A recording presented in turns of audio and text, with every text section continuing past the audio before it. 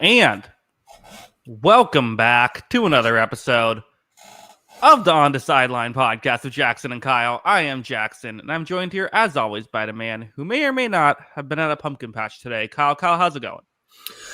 Doing pretty good. Not the best slate today, so maybe it was worth it if you went to the pumpkin patch. So, a lot of going on, though. Kind of nailed that take, Kyle. Yeah, this turned out to be a pumpkin patch week after all. But hey, you know what? We're still here to break everything down. Plenty of storylines to talk about. There was a close game in this, so we'll talk about that. But yeah, this was. Hey, Kyle, 6 months from now, we'll be begging for a week like this. That's true. Yeah, when the season's over, we'll be saying that. You know what? I could watch some. I could rewatch this. Bills Panthers game again. Why not? Exactly. Kyle, let's get into the show. As always, starting off with the Sunday night game. It was the return of Aaron Rodgers to playing the Green Bay Packers. It was still in Pittsburgh, but early on, it looked like Rodgers was going to get the better of his old team. They were up 16-7, but in the second half, all hell broke loose for the Packers offense. They scored 28 in the second half, 21 of those in the fourth quarter. Tucker Kraft had himself a national tight ends day, and the Packers ultimately are victorious. Jordan Love, 360 yards, 3 touchdowns, no interceptions on 37 attempts. Really good stuff by the Packers offense. Yeah, really good stuff indeed. They looked the part of a champion contender. Offense played really well, especially in the second half, like you mentioned. I thought they played pretty well in the first half, too. They got to make kicks. That was the only difference. It felt like really in the first half. I mean, it was pretty close other than the kicking. I think they played really well in the first half. I think they played even better in the second half. And this defense just continues to be really rock solid all around. I know they gave up some points, but the defensive line I thought played really well. And then, this version of Jordan Love can absolutely help the Packers win a Super Bowl. So I am really impressed with the Packers in this game. And it seems like on their biggest stages this season, they've really shown up and played their best ball. Yeah, I agree. In fact, I think this is the first time after week 2, I had them in the Super Bowl contenders tier. I think I'm going to put them back in it just because I feel like this is a team that feels like they can win the Super Bowl. This is a team that we kept saying, when are they going to have their signature win? They look the part, but we watched them on Sunday, and it seems like they're barely beating the Bengals and things like this. Well, here's their signature win. Yeah, it's definitely it. This and the Lions game, for sure. After weeks 1 and 2. Yeah. For sure. Yeah, I definitely think this is a good win. I have some issues with the Steelers, and I don't think they're as good as their record says. And we'll get into that. The record's not great. Yeah, I mean, exactly. So there's some issues with that as it is, but look, this Packers team just continues to check the boxes. Like we can nitpick bad wins, but at the end of the day, the most important thing is they're winning those games, and they are winning a lot of these games. So I continue to be impressed with the way this team plays. Like you said, it's not explosive all the time, but when it does get explosive, like it was in the second half in this game, it's really, really impressive what they can do, because they'll just suffocate teams with this defense, and then they hit some big plays finally on offense. And they got a quarterback that's playing really well. I think the biggest thing with the Packers, though, is just no one's really separated themselves in the NFC. So It feels like it's just there for the taking. And this team has a lot of pieces that you want if you want to try and win a Super Bowl. Yeah, I mean, at 5-1-1, they currently have the 1 seed currently. You have the Eagles at 6-2, the Buccaneers at 6-2, and then you have the Seahawks and Rams at 5-2, along with the Lions at 5-2, with the 49ers at 5-3. So you have all these teams that are right around there. They're one of, it feels like 6 teams in the NFC that could win it all. It's very interesting, where I feel like there are a bunch of very good teams in the NFC, and I don't know how to differentiate all of them totally.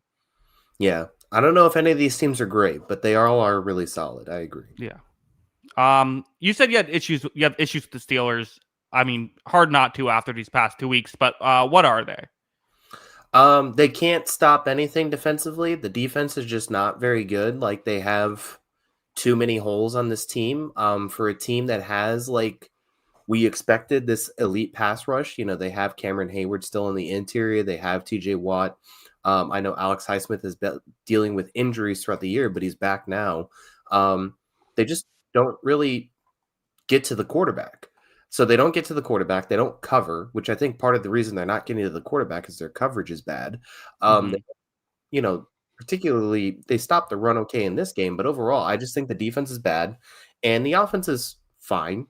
But it's just not like, they don't have a ton of playmakers. They're not going to win a lot of shootouts even with this team because they don't really have a shootout oriented team to begin with. So if they can't get stops on defense, I'm just completely out. And I don't think this team's very good.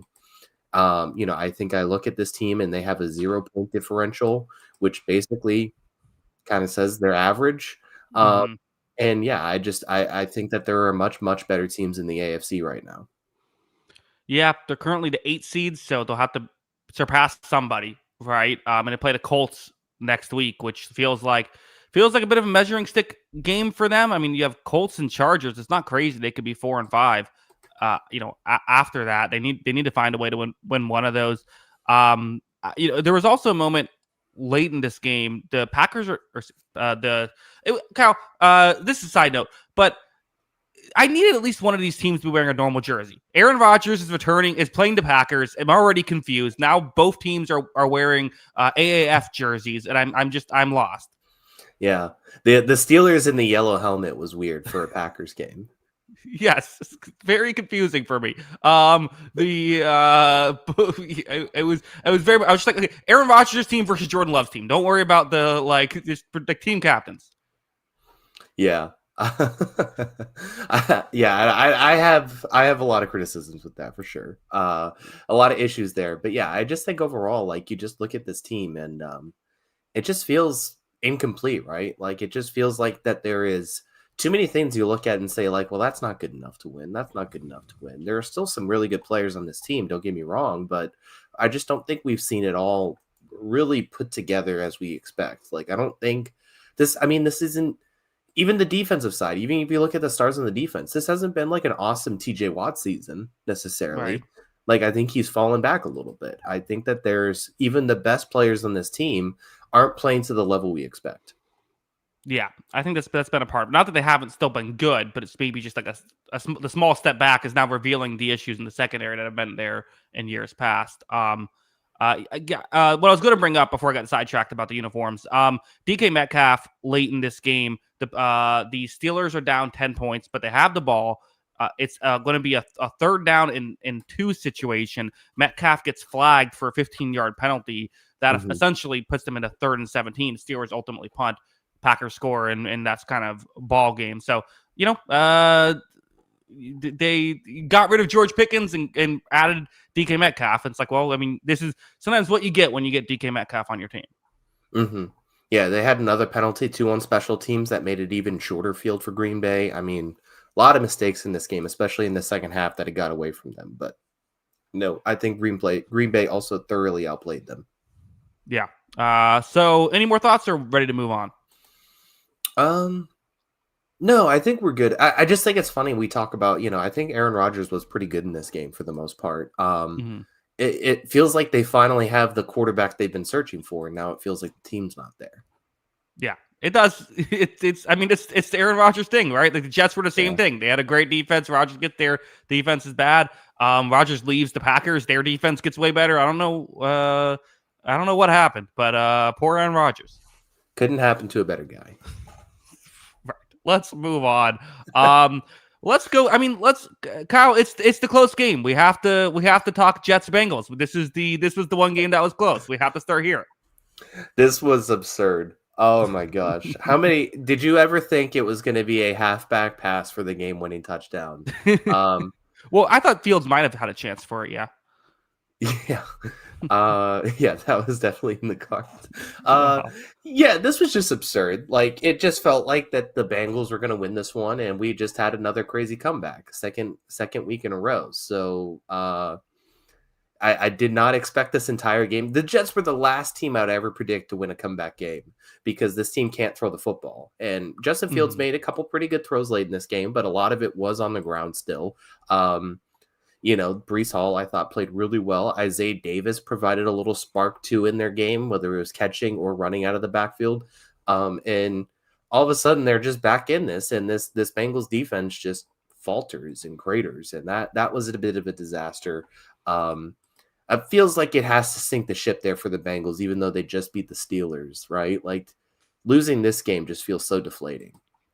Yeah, when it kind of felt like there's a moment when they're up 10 points, like, okay, tie, 4-4, all of a sudden that, Bears next week is possible. Steelers the following week is possible. Like then it's like the Patriots and then the Ravens with Lamar, the Bills. Okay, probably not gonna win those games even with Joe Burrow. But it's like, okay, can you be in it in the final 4 games of the season, get Joe Burrow back, have a chance? Yeah, I mean it's like I think it's I guess outside possibility if you can beat the Bears and the Steelers, which they have a bye weekend there as well. But like, yeah, I mean, this is I don't think they could do this. I think this was one they needed. I mean, you can't blow a 14-point lead in the fourth quarter against a team that's 0-7. Like that's just like you can't do that. Yeah, definitely. Yeah, I mean, that was the thing. Like you had to survive until Burrow came back. They had an opportunity here to kind of keep in that survive range, and they let it go. They gave up 23 points in the fourth quarter. I mean, had the Jets scored 23 points all season in a game, never mind in just the fourth quarter. Oh no, that first game. That's right. They went off. Yeah. So yeah, outside of that, like just it just hasn't happened with this team, and they managed to run it up at the end of this game. I mean, I guess the one thing I would say is we just saw this Bengals team beat the Steelers on Thursday Night Football. If they can beat them again, it'll be Flacco still at that point. Like, you have the tiebreaker. They're only a game and a half behind the Steelers. So like, it's not if the Steelers fall off and the Ravens can't get everything together, then I guess it's possible. I'm not to get too far ahead of ourselves. I'm kind of buying more into the Ravens winning the division. I might predict it at this point. Right? Yeah, that would be I wonder who's favored. Yeah, that's funny. Yeah, that division. I mean, what are the odds? Like, we really had expectations for that division, and it has not been good at all. Yeah, the Browns aren't out of it really. Everyone's still in it. Everyone's still in it. Nobody, it's not much separation between anybody. So yeah, I think technically yes, Cincinnati is still in it, but like I can't keep imagining like Jamar Chase is just going to have 17 catches a game that they win. Like that's the game plan now. Like, I guess it's not the worst thing in the world, but like, yeah. I don't see it. Like, it's crazy. Like this team is just so there's like 5 good players on this team. It feels like at times the defense continues to be a mess. They commit stupid penalties. They benched Cam Taylor-Britt at one point this season, hoping it kind of provided a spark. And then he was bad again in this game. He had one big play at the end that like he hit Justin Fields to force an incomplete pass. Outside of that, like he got beat multiple times. Like I just don't think a lot of these guys have played very well on this team. Yeah. They have not. I found the odds. So the Browns are plus 3,000 to win the division. Bengals plus 500. Steelers plus 175. Ravens minus 105. So biggest odds makers basically say Ravens have like a 50-50 shot at winning versus the field, and they are the favorites. That's wild. 2-5. 2-5 and minus 105 for the division. Yeah. It's not out of the realm of possibility. Yeah. No, I mean, I get it. I understand it. And again, we're getting ahead of ourselves.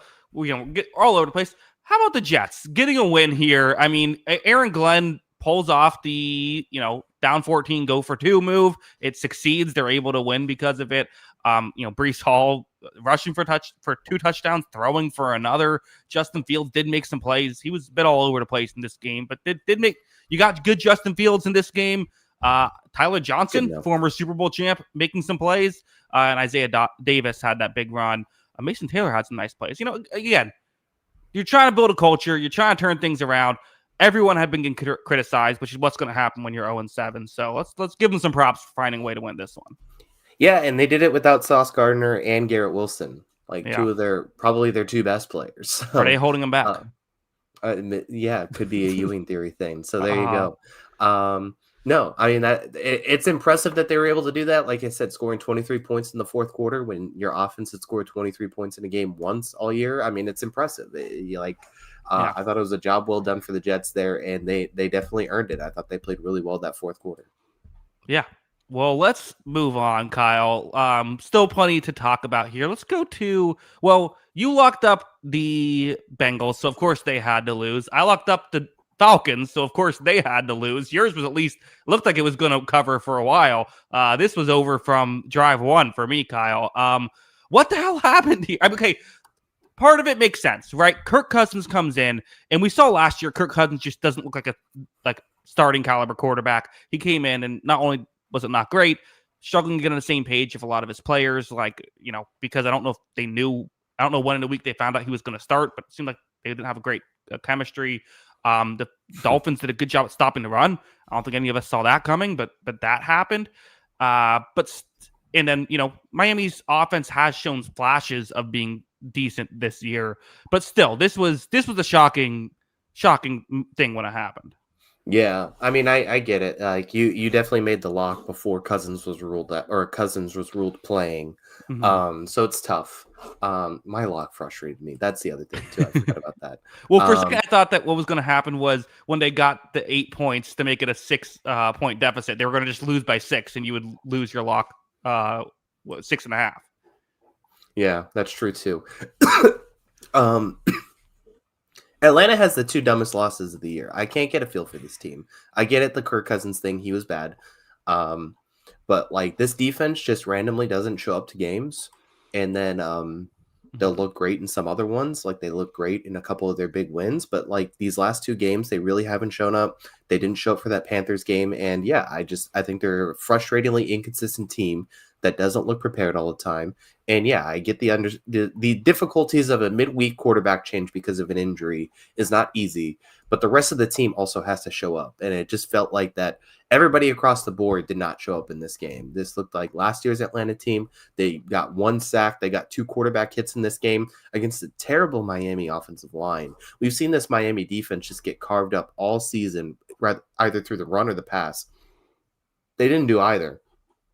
And yeah, I just thought it was a very, very frustrating and terrible game for Atlanta, and they have to be kicking themselves about this.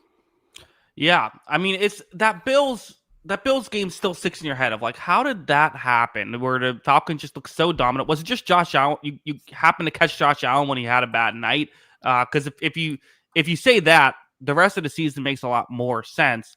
I do think there is good pieces of this Atlanta team, but now they're 3-4. I mean, they're very much on the outside looking in, especially when you have the Patriots and the Colts the next 2 weeks. It's very possible they could be 3-6, needing to almost win out to have a chance. And they still have some other tough games on the schedule. The Buccaneers again, the Seahawks, the Rams.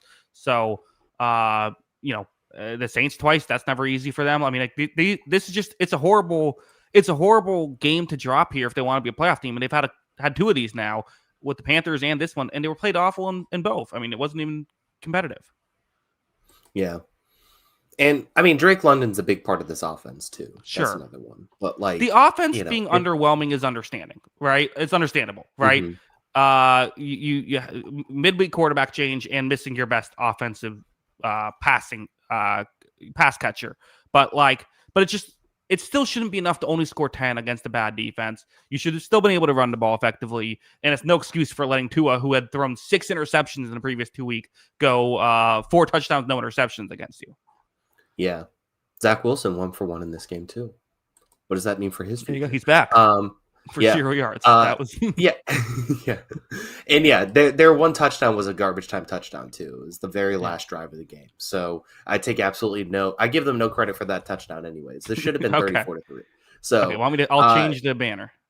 Yeah, just absurd. Like, man.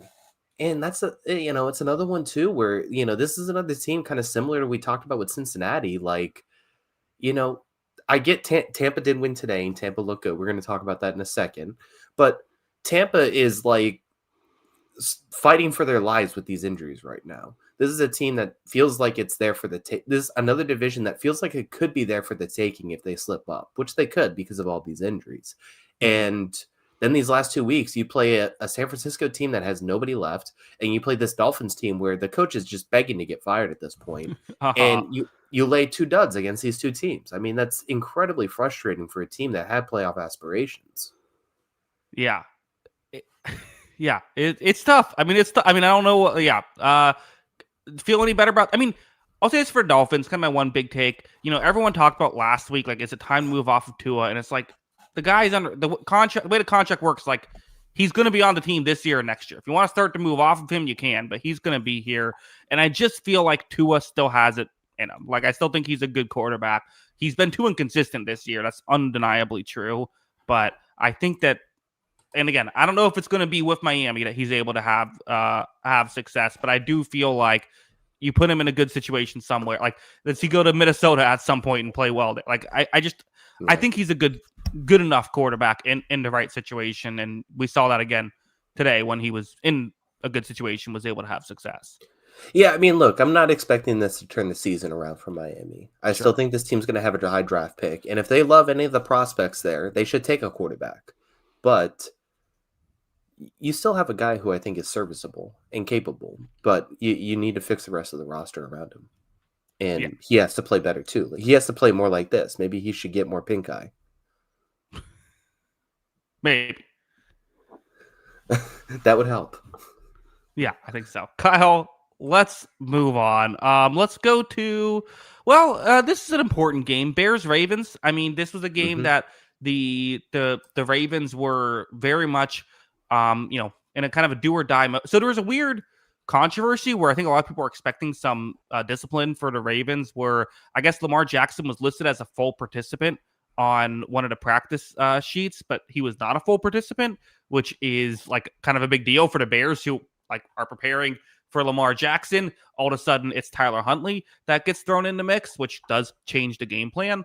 Now, I still think that would be a good thing as opposed to Lamar Jackson playing, but nonetheless, like that affects things. Tyler Huntley comes in, plays very solid football in this game. We know he has inconsistencies, but he was able to play effectively, which for a guy who wasn't on a team starting at the start of preseason, the Browns signed him just as a guy who can take snaps for them in the fourth quarters of those games. Now he ends up in a starting role and playing relatively well. And the Ravens are able to pull off a very big victory. Caleb Williams for a moment was looking pretty good, but there was a bad pick late in this one that really helped the Ravens kind of slam the door shut. Kyle, what was your thoughts on this game? Yeah, you said he played relatively well. I thought Tyler Huntley was excellent in this game. He had like 240 total yards. He had the touchdown. I mean, his QBR was 90.1 out of 100. I mean, that was really impressive. And yeah, I thought he made some big time throws in this game and really just kind of challenged this Bears defense. And this Bears defense had played well the last few weeks, and it felt like they turned things around. And then they go out and get gashed by Tyler Huntley, which is not something we expected. So big win for the Ravens. Like you said, this feels like it kind of saved the season, right? Like if they had lost this game and fell to 1-6, even with Lamar Jackson coming back, like that's just a huge hole to climb out of. So like if they get Lamar back next week, that feels like it's going to turn things around. So the defense I thought played a lot better this week, but mainly this offense felt like it returned to form, and Huntley managed to do the job and played very, very well. So setting them up to kind of come back and get Lamar back in that mix. Yeah, and the Ravens defense is getting a little healthier too, which is a big deal. Like Roquan Smith having a big day in this one. Obviously, they weren't getting that in earlier games, so that's a factor. The Ravens play on Thursday, which it's a bad time for a Thursday night game when it's like Lamar may or may not be back. You don't want to have that short window against Miami. That should be that should be an interesting one. But yeah, I mean, you're right. This is exactly what they needed. Everything looked good for the Baltimore Ravens in a game they kind of had to win. Where are we at the Bears? I mean, the Bears are 4-3. Their record is solid. Like they're trying to fight for a playoff berth. They play the Bengals and Giants the next 2 weeks, and even the Vikings and Steelers aren't. I mean, you can go 3-1 in that stretch. Where are we at with Chicago right now? Man, I just like that 7 seed in the NFC. Like we said that there's 6 teams that could win the NFC, and I think that's true. The 7 team will not win the NFC. That's my opinion. And I think the 7 seed is just up for grabs at this point. We have 49ers who are, just down so many pieces at this point. You have the Bears who, we're missing some guys on defense this week. So I think that played a part. But for the most part, like, I just think I didn't think they were as good as their 4-2 record. And yeah, I think that they're just kind of an okay team because it's like the 49ers, the Bears, the Panthers, the Cowboys at 3-4-1, the Falcons at 3-4, the Vikings at 3-4, and the Commanders at 3-4 before Monday night without Jaden Daniels. Like that's the next teams in the mix for that 7 seed in the playoffs. It definitely feels like a top 6 and then a huge gap. And I think that they're going to be in the mix for that, and that I think that they still have a chance to make the playoffs because that 7 seed is open. But I don't know if this team's ready to do a whole lot more than that. Yeah, perhaps not. And just the Ravens, 2-5 now. Next games they have Dolphins, who are coming off a big win, but still haven't had a great season. You have the Dolphins, the Vikings, the Browns, the Jets, the Bengals, the Steelers, the Bengals again, and then does get tougher with the Patriots, the Packers, and then at Pittsburgh to end the season. But things really lighten up for the Ravens from this point forward. So as the second Lamar gets back, they're going to be favored if Lamar is back, they're probably going to be favored in the next 7 games they play until they play New England. Yeah. It really is a big game. Like all of a sudden, like now the Dolphins feel like they could talk themselves to being back in the mix too for that 7 seed. So that Thursday night game could be, it's pretty important for both of those teams. As interesting as 2 2-win teams could possibly be in this situation. It's actually, in some ways, that's more interesting than if we saw like 2 good teams playing because there's just so much on the line. Yeah, it's do or die for both of those teams at this point. And the Ravens, like I said, there's no margin for error with how much they fell behind, but you're going to get an MVP back in the mix there, and anything's possible at that point. Yeah, I said it was the last thought about the Ravens, but I have one more. Could this be good for the Ravens in a sense? I think I've had this take before. I don't know if I said it on the podcast, but like having a bunch of adversity, like it feels like every season they just waltz into the playoffs, and then once things get serious, they get punched in the mouth and don't know how to respond. Like could being in a situation where they kind of have to go like win like 8 of 9 down the stretch, like could that be a good thing for this team? I guess maybe they're definitely going to try and spin it that way, right? I'd At rather least win long term, maybe not even for this year, but just like for Lamar, if like mentally, I don't know. It just thought I had. Yeah, I'd rather win 13, 14 games, but yeah, they absolutely could. It could be something that's beneficial to like kind of learn to play. This is a very Lamar Jackson dependent team, right? And we've seen it the first few weeks without him. Is like the entire thing crumbled without him out there. So maybe learning to play without him is a beneficial thing. Yeah. Let's move on, Kyle. Let's go to let's see. Do we want to go? We'll get to our teams in just a second. Let's do Giants Eagles before that though, just because I think this was a game heading into it. A lot of questions about this Eagles team. Unfortunately, the biggest story was the Cam Scadaboo injury, which was a rough injury to watch. One of those where his, you see the angle and his foot's facing the wrong way. That was not fun to watch.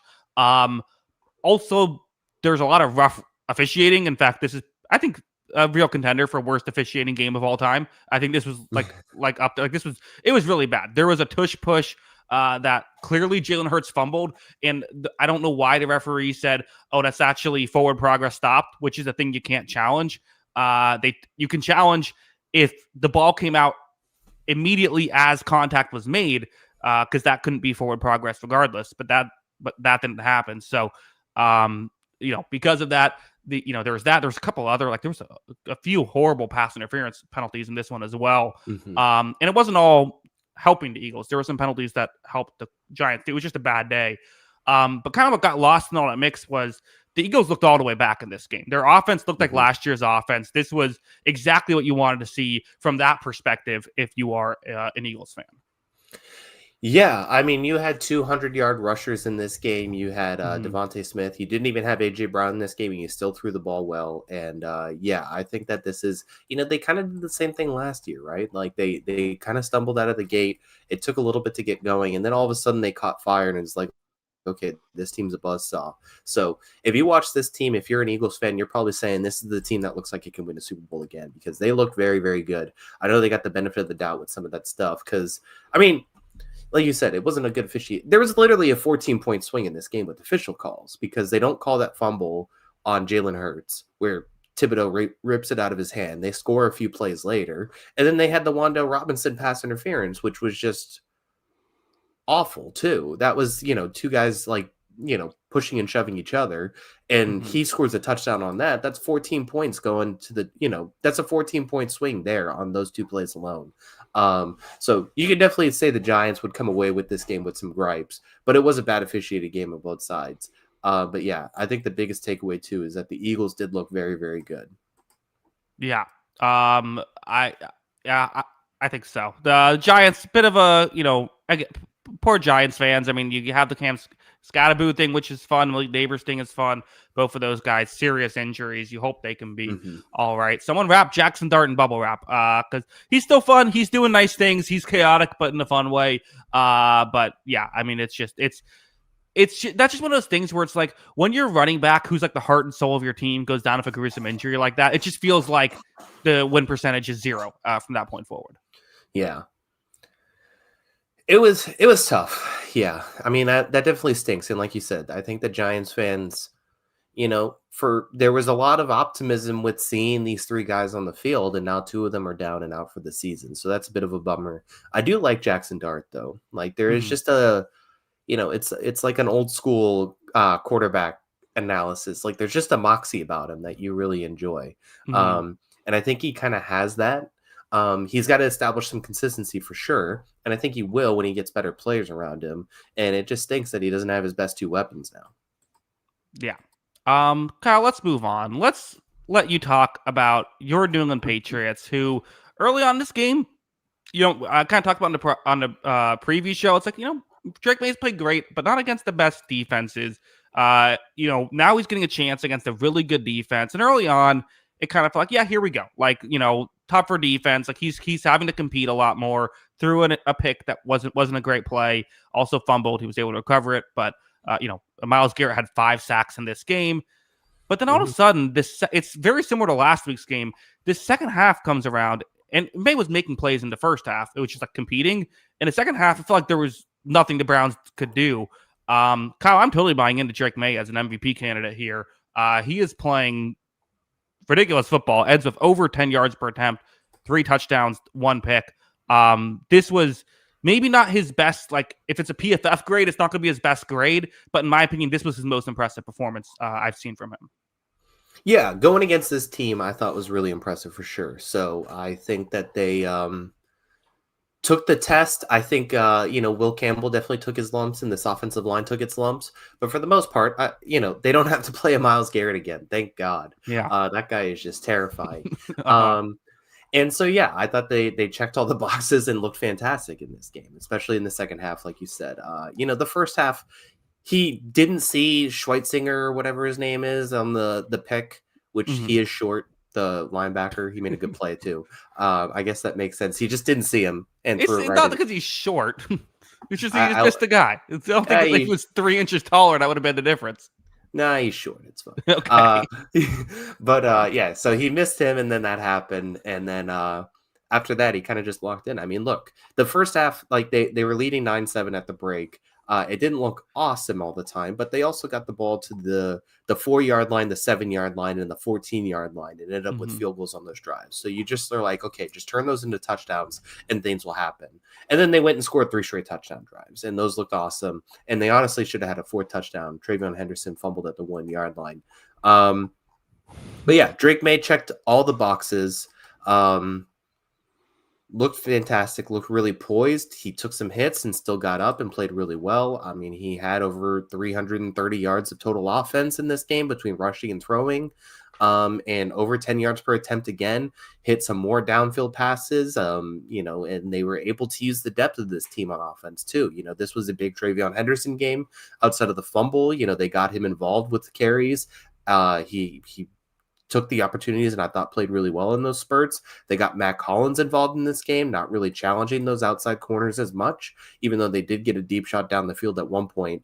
And yeah, I thought everybody played really well. I thought the defense didn't have as tough of a test, looked good. I don't know what it is with this team and wanting to give up first drive scores, but outside of that, they looked really, really good too.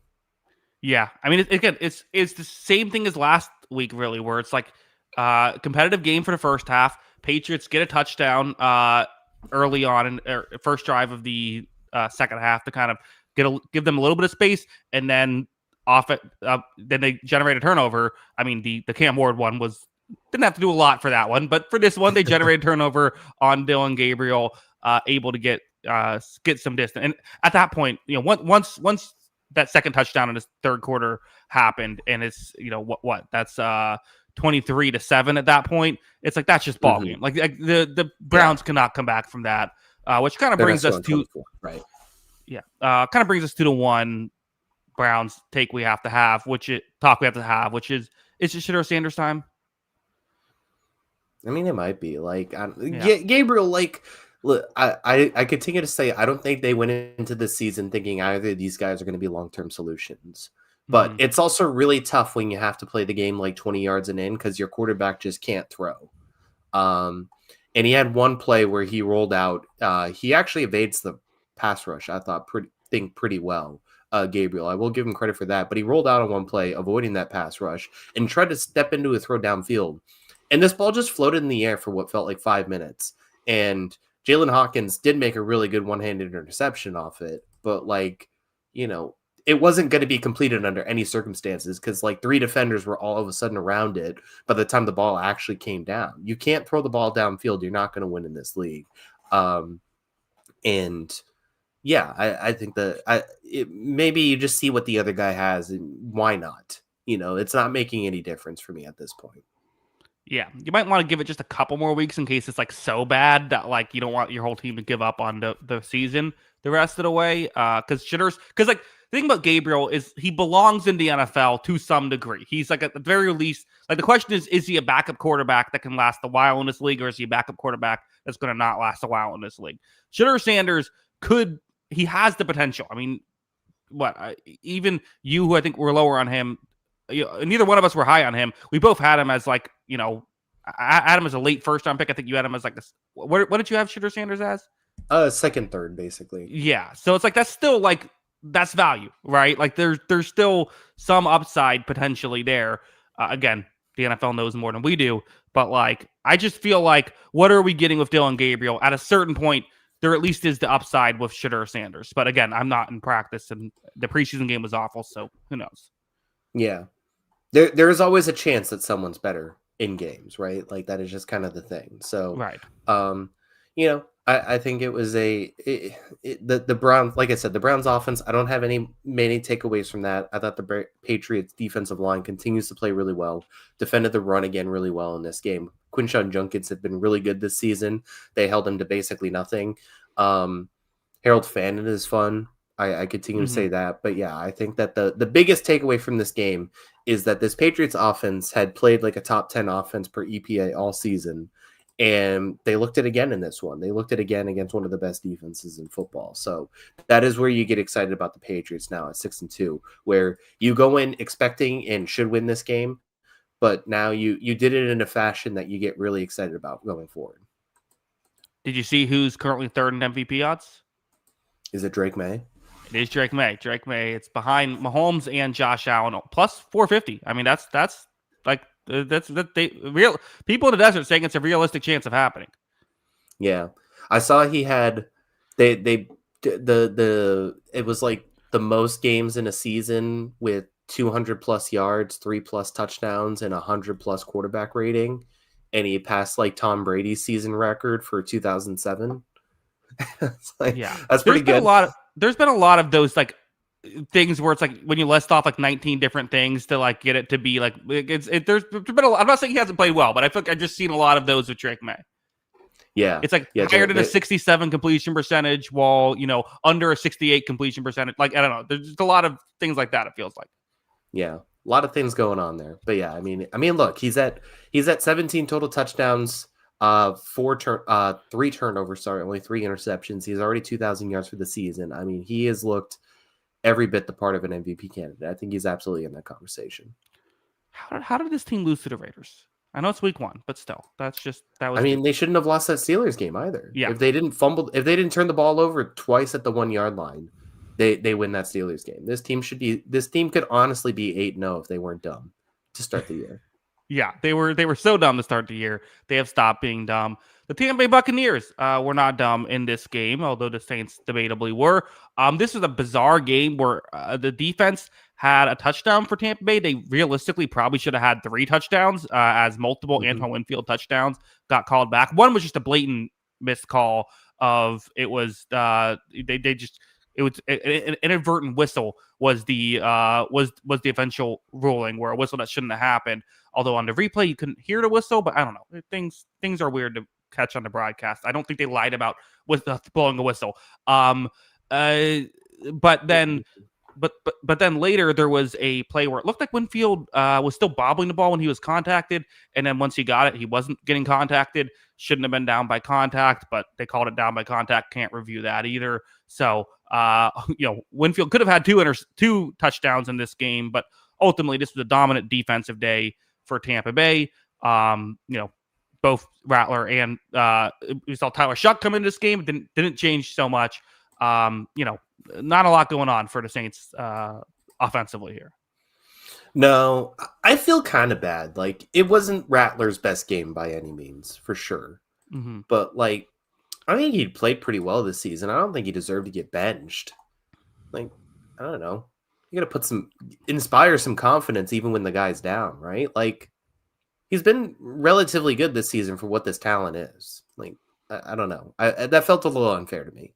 Maybe they just really want to see Shuck and see what he can do, but he didn't look very good either, and he looked worse, honestly. So I just don't know. This is a tough situation. Yeah, it's like, what's Shuck going to do when he gets thrown in? Okay, hey, the game's out of reach. Todd Bowles just going to blitz every play, and you haven't played with these guys all practice because you don't get first team reps. Go have fun. Like, that's a tough spot to put him in. I think it might have been, we see it in hockey where it's like a team's down 3-0 and they just throw in, they put their make a goalie change, not because it's really the goalie's fault, but just like a way to try and rejuvenize the team. I think that might have been part of it. Also, like, Rattler, the comparison I make is of Desmond Ridder, where it's like he does nice things, like he shows to be appears to be a competent quarterback, but it's like he's not great. And when you keep putting the ball in harm's way, like it's hard to win with that. And I think that's kind of the biggest issue. And that's why they look towards Shuck, who his turnover was just a great play by Winfield. It was in his receiver's hands, and then it got ripped out of his receiver's hands. So, like, I think that's maybe the logic. But I think the real logic is we spent the 40th overall pick on him. We're about to be 1-7. Let's see what we have in Shuck. Yeah, that's probably it. But yeah, no real comments on the Saints. Bucks played well. Like you said, the defense looked really good in this game, which is your healthy part of your team right now. So that is definitely it was a needed boost for this team because I don't think the offense did a whole lot in this game, it seems like. But my one takeaway was I want to see Alvin Kamara on a new team before the end of the season. But he doesn't want to. He said he wants to remain a Saint for life, and they're going to honor his wish. Okay. Sometimes these things happen. Like, wasn't like Brandon Cooks, who was also a Saint, wasn't he like for a while like, I want to play on the Texans, even though the Texans were horrible? He's like, but that's where I want to play. Yeah, I guess some guys just love it, but I mean, I don't know. He has been there for a while, so he has the ability to say what he wants. But it's definitely I can get it, right? Like, some guys want to play for one team their whole career. That's the thing that happens. Maybe he just doesn't want to pack. Yeah, he probably has a house for a while. You don't want. I get that. Doesn't want to move. Moving is such a hassle. I would probably avoid it too. I don't know if millionaire football players are the one. I don't know if it's as big of a hassle for them. You don't think he's loading up the U-Haul and doing it himself? Calling his teammates, getting them to help him. Hey, some pizza and beer if you want to come move with me. Like, yeah, exactly. The Buccaneers played in this game. It was a weird game offensively where really, I mean, they scored 0 points in the first half. Granted, they got to the 1 yard line on first down. They didn't convert or stop it. There was a penalty. I think it was defensive offsides or something. So have 4 more tries. They rush it up the gut 4 times in a row, get stopped all 4 times. So technically got stopped 5 times at the goal line. Later on in the game, they got to the goal line again, got stopped 3 times in a row before finally converting on 4th down. So it took the 9th try on a goal line situation to finally get into the end zone. So that kind of hurts the yards per play aspect of everything. Mayfield looked a lot better in this game. He's clearly injured. Like, he's clearly just working through something. There were a couple times when he chose to not run with the football, which is never what we see from Baker Mayfield. Clearly, that's part of the issue of his play style, right? Is he's not a big guy. He's constantly running into people. Like, you're not going to be at 100%. So bye week coming at an important time for Tampa Bay this next week. But that's just it. I don't think Egbuka is 100% right now. Like, there's so much injuries offensively. It's hard to crush them too much for it. Even Rashad White got banged up in this game. He was playing through it as well, but Sean Tucker ended up being the leading receiver with just 42 rushing yards. So he had the one touchdown. It was a kind of a bizarre offensive day because of and also they were running out the clock for like the entire second half because of how this game was going, which is probably the right strategy. So, yeah. Yeah, I don't have a lot of, I think Baker's probably not going to be in the MVP race much longer because of, like you said, he's dealing with some pain. His talent is dealing with some pain. They still don't have Irving. They still don't have Godwin. They lost Evans for a significant amount of time. Jalen McMillan still hasn't played this season. Like, there's just not, you're down to what your right tackle's name is. What the heck? Like, there's just not a lot of guys left. Like, I feel bad. I think he's been really good this season, but yeah, it's not going to be the same when you have this level of talent and you're hurt on your own. So, it's tough. It's definitely tough, but you just got to keep surviving. And if this defense continues to play well, then maybe you give yourself a chance. So what is it? You get the bye week this week, and then you got us next week, right? Yeah. We have the On the Sideline Bowl coming up in 2 weeks with Bucs Patriots. So 3-week stretch: Patriots, Bills, Rams. Like, that's just like survive that stretch. It gets so much easier after that. The final 6 games or 7 games are all 6 games. Are all games Tampa Bay is going to be favored by at least over a field goal. But those 3 games, you gotta come out the other side okay here, which we'll see if they can do. But again, 6-2 going into the bye. I have very little complaints with this team.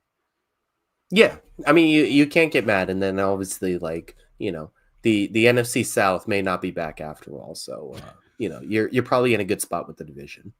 Yeah. Buccaneers, only NFC South team to win.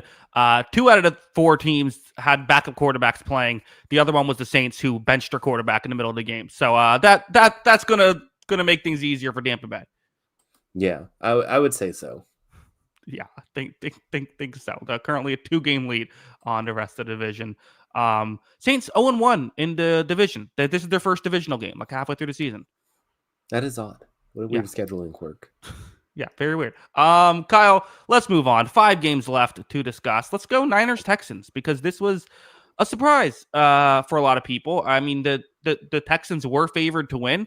A lot of people were wondering why is a 2-4 team favored to beat a 5-2 team? Well, this was why. CJ Stroud had one of the best games he's had in years, to be honest, in this one, with being able to be protected due to the Niners not being able to rush the passer very well. And you really saw, guys were able to get open.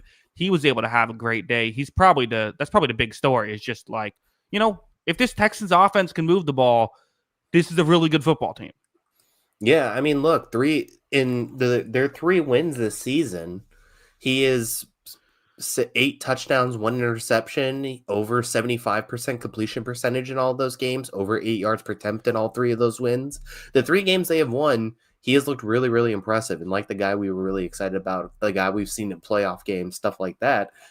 It's the games that he hasn't played like that have been the issue. And obviously, like 3 of the last 4 games they've won because of those games. And then the game against Seattle, I thought he looked really poor. And the offense looked really poor. But yeah, he was fantastic in this game. And,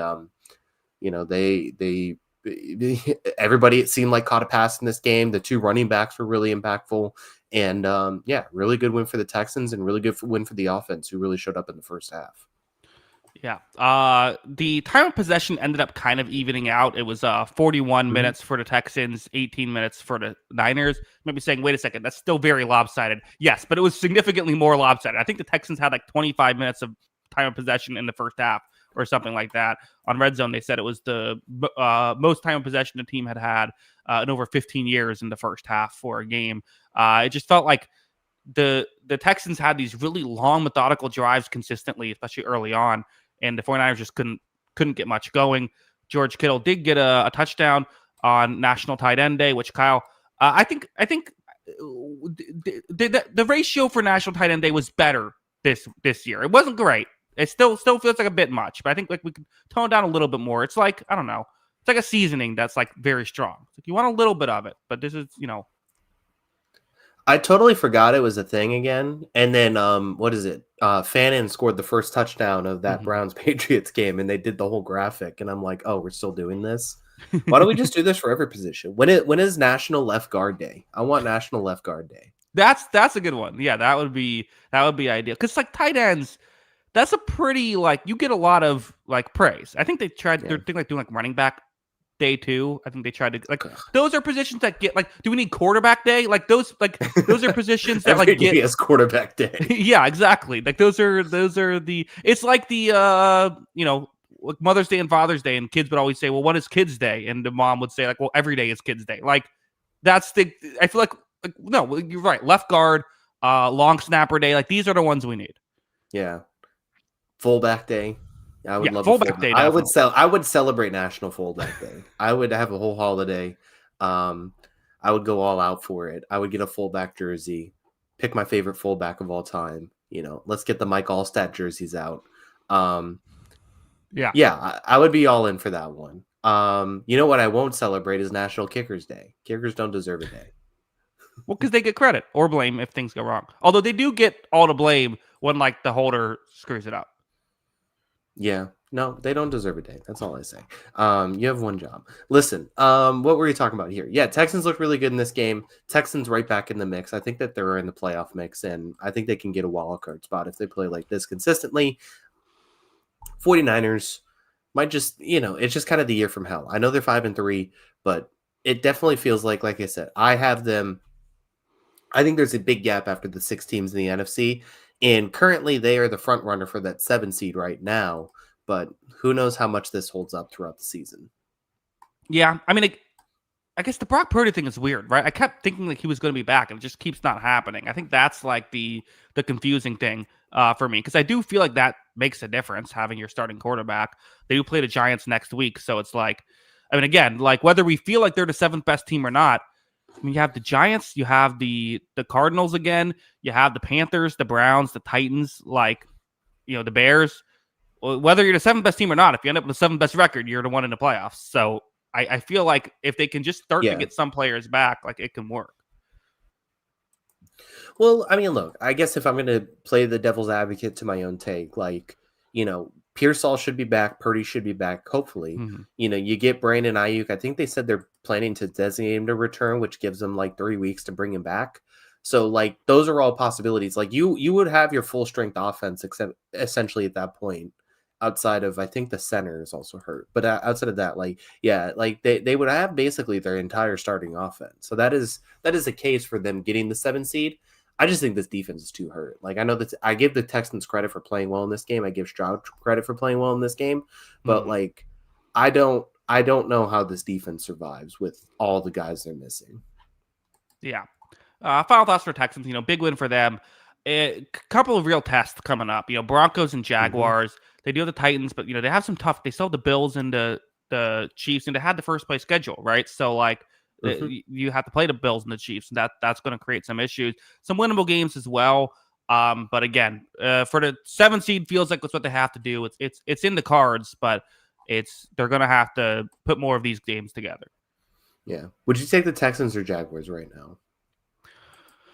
Interesting. I mean, so correct me if I'm wrong. They played each other. How they played each other? Yeah, they played each other earlier. The Jaguars won. It was a very close game.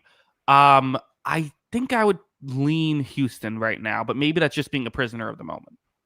Yeah, I think I would too, but we'll see. Those teams are both in the mix, but I mean, both of those teams still might miss the playoffs. We still have a point right now. As of right now, the Chiefs are not in a playoff team.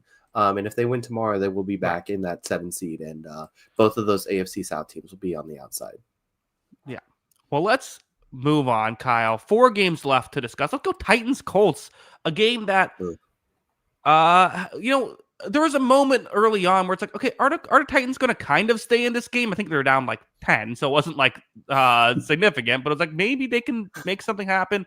I do think Cam Ward showed more flashes in this one than we've seen in some other ones, but I mean, this Colts offense, Kyle, they're averaging 3.52 points per drive. They're averaging half a touchdown every drive. Mm-hmm. Like usually for people that don't know that stat, like if you get most years, there isn't a team with over 3 points per drive. Like that's like every now and then a team will get over 3 points per drive, and that's like crazy. They're at 3.5 points per drive, and we're halfway through the season. I mean, this is ridiculous.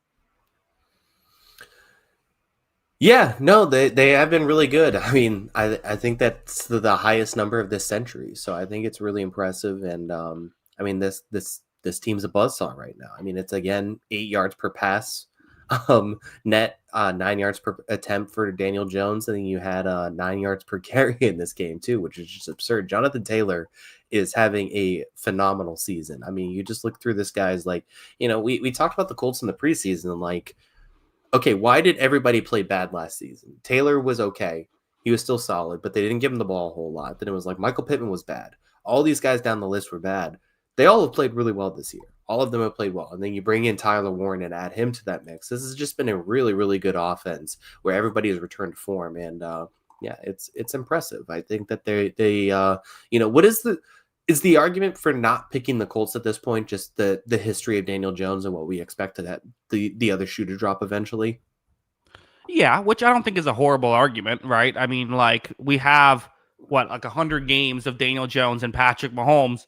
Like in this 8-week stretch, they've been pretty similar, but like in terms of value added, but that's obviously a lot more there. But yeah, I mean that's the only argument. I mean, this Colts team, they've gone up against the Chargers and won by multiple scores. Like they've also absolutely annihilated the Raiders. Like all of the things that the Chiefs have done, this Colts team have also done, but they haven't had the negatives so far this season. Even their one loss, realistically, they probably should have won that game. Kind of beat themselves with Adonai Mitchell making mistakes. So, I mean, yeah, I think that is a totally reasonable thing to I think like again, the Chiefs are the Chiefs, but the Colts should absolutely be talked about as a Super Bowl contender. Yeah, I think someone in the chat says they're the 2024 Minnesota Vikings. I think the difference is that Minnesota Vikings team won like 10 one-score games, right? And this team, like they're 2-1 in one-score games. They had a couple close wins in there too, for sure. But they're also just beating the brakes out of a really good team still. Like they beaten the Chargers convincingly, and they've done everything they had to do with their schedule, and they should continue to do so. I am interested in the test going forward. I know they played the Rams really well, and like you said, they should have won that game, honestly. But now the schedule does get a little bit harder these next few weeks. You have the Steelers, Falcons, Chiefs, and Texans coming up, and then the Jaguars and Seahawks after that. Like, none of those teams you look at and be like, oh, that's a gauntlet, but like those are, competitive teams. You're not playing the Titans anymore. You're not playing the Dolphins anymore. Let's see what this team looks like going forward. Yeah. I mean, they did just beat the Chargers 2 weeks ago, but I get your point. That Chargers team has just not, when they get their tackles, like that team is just much, much different. Sure. They have also beaten the Broncos. They have beaten the Rams, but I get what you're saying. This is, it's a tougher stretch coming up. And I mean, that Chiefs game in a couple weeks, that feels huge, especially if the Colts, it feels like their pathway to a deep playoff run is getting the 1 seed, right? Yeah. No, I mean, it's still a tough place to play. That dome is tough. And yeah, I think that this offense in a dome should play really well. Yeah. And I'm just going to bring this up too, just because, I have seen other people bring up the last year Minnesota Vikings thing. Again, you know how it drives me crazy when people say, well, this one thing happened last year, so therefore it's going to happen this year with this. People did the same thing with Derek Carr comparisons of Daniel Jones after week 2. But also bring up Sam Darnold, EPA per play last season was 15th. Daniel Jones is first right now. To me, like this is another level. Yeah, I mean it's literally 10 yards a pass week after week after week. Crazy. Like Yeah. they're just complete, like their entire offense is big plays every play. They're on pace to shatter the record for most points per drive in a season. Like not even close. Like I think Yeah. there's a good like if I had to guess, will they break that record right now? I think like there's a good chance, like very realistic. Like I feel like the Yeah. odds are like 50-50 right now. Yeah, this is a whole it's a different ball game than any of those other teams. Like I don't know if they're going to be this level throughout the season, but right now through 7 games, they have looked apart. Yeah, that is correct. Like we can discuss what will happen, but for right now, they 8 played games, sorry. fantastic. I like touched on. I thought Cam Ward showed some more flashes. Mhm. But like this again, this is just such a bad situation. I think Titans, they pretty much said like everyone except for Cam Ward and Jeffrey Simmons is on the trade block, and that's probably fair. Yeah, they want a lot of picks. I think I saw that Yeah. they wanted like 12 picks in the top 100 was their goal, which I don't think is a realistic one, but maybe. Uh huh. Yeah, I think the last 2 weeks Cam Ward has actually played pretty well. Mm-hmm. I thought he looked composed a little bit more in this game for sure. And last week I thought he played really well against the Patriots too, outside of, lose the ball sliding out of his hand. I think he was good in that game. So yeah, I think that he's starting to come into his own a little bit. They definitely need to give him some help though. Yeah.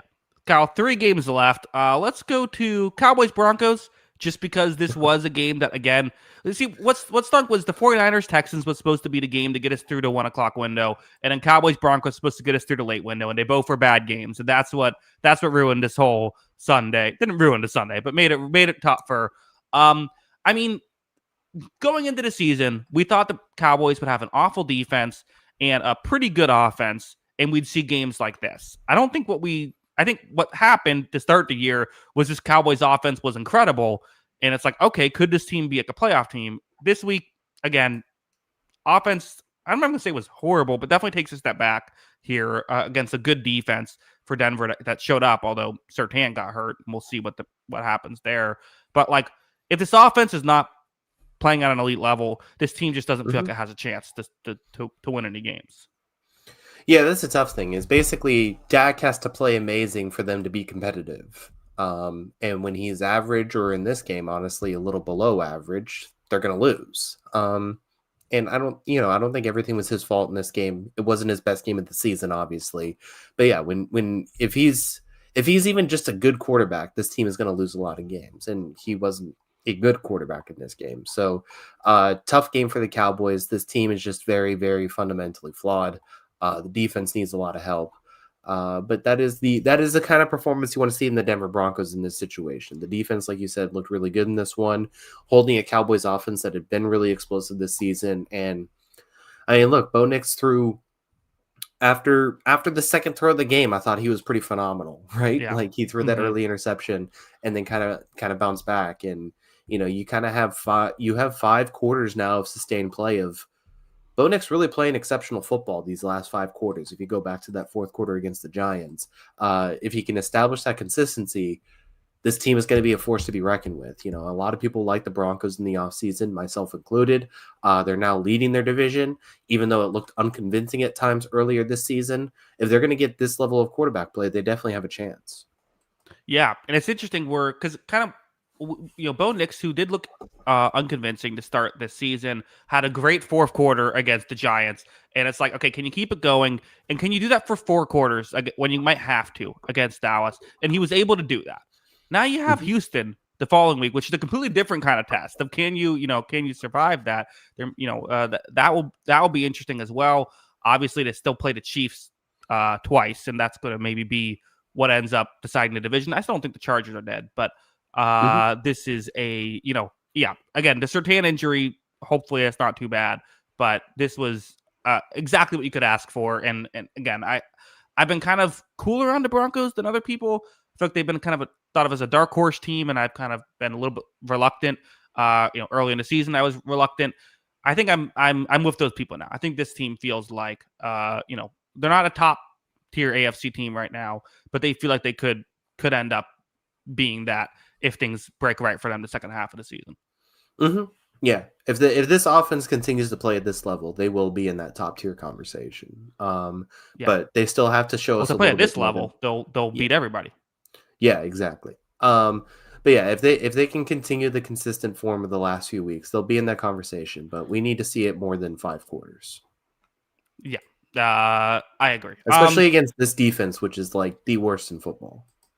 Right. Obviously a factor. Kyle, Joe Milton, once again, over 10 yards per attempt, 58 yards on 4 attempts, 1 touchdown, no picks. Joe Milton, what point do we see? I don't know. I feel like I want to see this guy. Like, the Browns should trade for him. He would unironically just be like fun. Like Yeah. just put him on the team. Like, Right. I don't need to see Dylan. Like, I don't need to see Dylan Gabriel over this guy. Like, Yeah. just he would have that Jameis factor. Just let him just rip some throws to Jerry Jeudy and see what happens. Why did the Cowboys keep doing it? They did this with Trey Lance too. It's like, why are you like let the exciting quarterback who the team is willing to deal, let them go to a bad team so we can actually see them play. Yeah, they're collecting backup quarterbacks like Infinity Stones, I guess. I suppose so. Yeah, someone says put him on the Saints. I agree. That's fun. Yeah, I mean, just put him on a place where you can start. I agree. Like, why? We watch quarterbacks every day.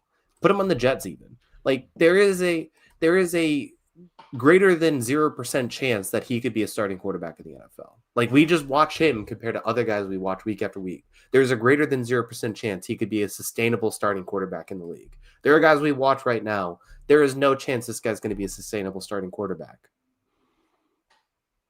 Yeah, no, I agree. I'm with you. It's a good idea. Speaking of guys who cannot be a sustainable starting quarterback, well, that's probably unfair.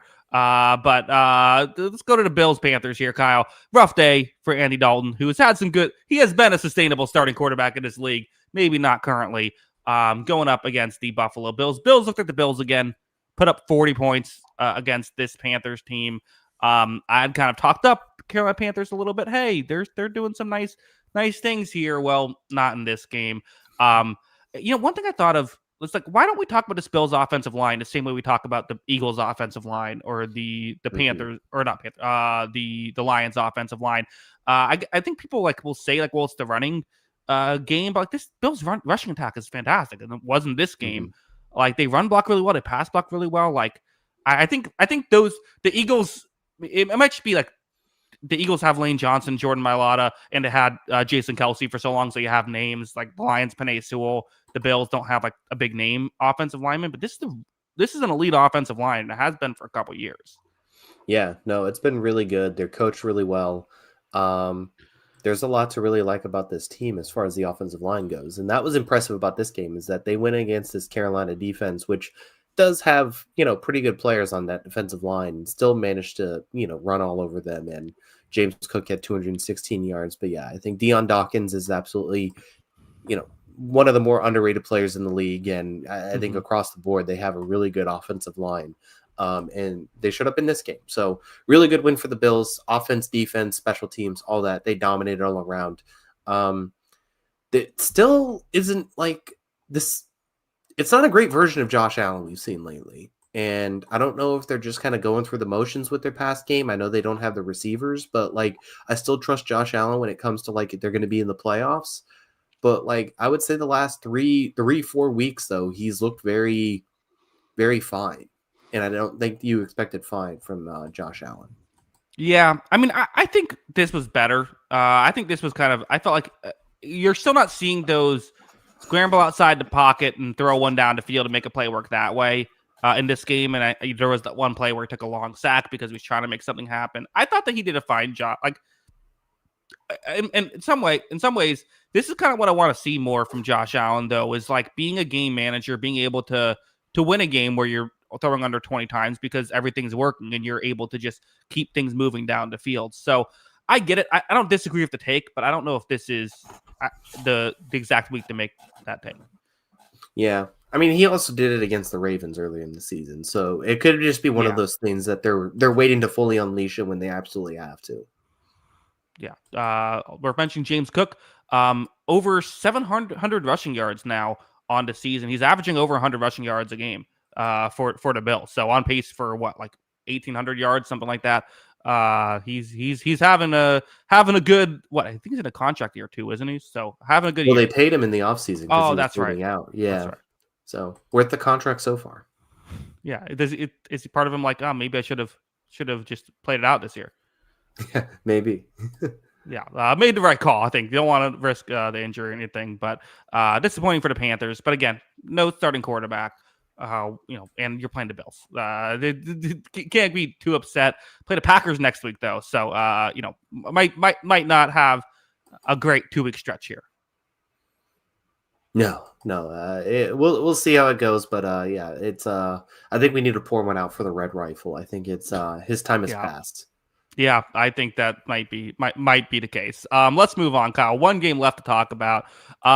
Carson Wentz and the Minnesota Vikings. So Wentz was clearly injured, and this is a weird thing, right? Because so JJ McCarthy is announced that he cannot play because he has an ankle injury. There was a point when he's on the sideline and a guy gets tackled in him, and he seemingly does 3 somersaults and a backflip jumping over the guy who's out. And I'm like, okay, seems like his ankle's okay. And then meanwhile, Carson Wentz is legitimately in tears. He's in so much pain from playing through his injury. Kirk Herbstreit says, suck it up on the broadcast, which was kind of crazy. And they're like, well, if he dies, he dies. Carson Wentz, you got him, buddy. Like, what's going on here in Minnesota? Like, why? Again, I get the backup quarterback versus the starter. You're going to treat them differently, but this was bizarre. Yeah. It's not great. Yeah. I don't know what's going on with JJ McCarthy and that injury. It's another weird one, but yeah, it's unfortunate. And like you said, Carson Wentz is struggling to be out there, but he did his best, and it's just you're not going to get good enough when you have injured quarterback play against a team that's competent. And the Chargers look very good in this game. So tough game out there for Minnesota. I think, but outside of the quarterback confusion, I think for Minnesota was the impressiveness of this Chargers offense kind of returning to form against the Brian Flores defense.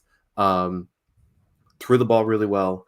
This Orunde Gadsden has been a revelation for this team the last 2 weeks. He's been absolutely fantastic. Good tight end draft all of a sudden we're looking at, and he's been really good the last 3 weeks. And when they have Pipkins and Joe Ott out there, all of a sudden this offense looks a lot better. It does. And I don't know if it's all that, right? I think part of it too, I think this is a scheme that plays to the Chargers' strengths, but that's definitely a part of it, of being able to perhaps protect your quarterback. That's important, obviously. I agree. This was from top to bottom, this was exactly what you wanted to see from the Chargers, who, even though they had won a game, they're, in their last 4, it just felt like they weren't playing well at all after starting off 3-0. This is the big win. Again, we know they're 3-0 in the division. If they can rack up a couple more divisional wins, you assume they'll get at least one more with the Raiders. They have some other winnable games on the schedule. This season is still very much possible for the Chargers. Yeah, there's still a couple tough games left. You still play the Eagles and Chiefs down the line, but you have some winnable games coming up, and all of a sudden you're right in that mix too. You're still in the mix for the division. You're not far out, and you should be a playoff team this season. Yeah, Kyle, I had one thought, which is, so I believe it was the Vikings who, at the end of the half, they rush on their kick. It's one of those plays where you go to the end of the half. It's clock's running down. It's a running clock, so they rush their kicker on to kick the field goal. You don't have time to fully set everything. This happened in another game too today. Kicker misses it short. I kind of put 2 and 2 together in my head. So what happens is, on those types of plays, you can't use the K-ball, the kicker ball, in those situations. Remember, there's been a lot of talk about how they've changed some of the rules and what you're allowed to do with the K-ball now, which is maybe part of why we're seeing these long kicks. In both instances, it was the Bears and the Vikings. The kick missed short. Kyle, do we need to put this in the record books if this is like the steroid era, but for kickers? Steroid era for kickers, so there should be no excuse when these idiots miss it. That's my opinion. At least certainly not short. Yeah. Shame on them. Kickers are frauds. That's my opinion. Yeah, I think kickers are frauds. I think that's the takeaway. Take away Brandon Aubrey's Hall of Fame jacket right now. That's how I feel. Vinatieri didn't get to use these rules. Yeah, exactly. Could he do it on a cold, windy Tuesday night in Stoke? I don't think so. Yeah. Only random soccer fans are going to get that, but that's okay. Okay. Yeah. I didn't get that. I thought it was just a random thing you said, but it sounded good. Yeah, exactly. Yeah. I don't know. Like, do you think the other kickers are like, guys, can you at least not miss them short when you're doing this? Make us not all look like we're, playing in an inflated air. Yeah, exactly. Yeah. It's like baseball when they had that juice balls for like one season and pretended it didn't happen. Yeah. That is so funny. The steroid era for kickers. I love it.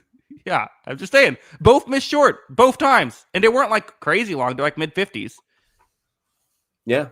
No, I agree with you though. I mean, it's definitely it's a conversation we need to have at this point. Yeah. We need to get to the bottom of it. The most important thing that happened this week. Hey, 1:15 here on the East Coast. These are the things that we recognize.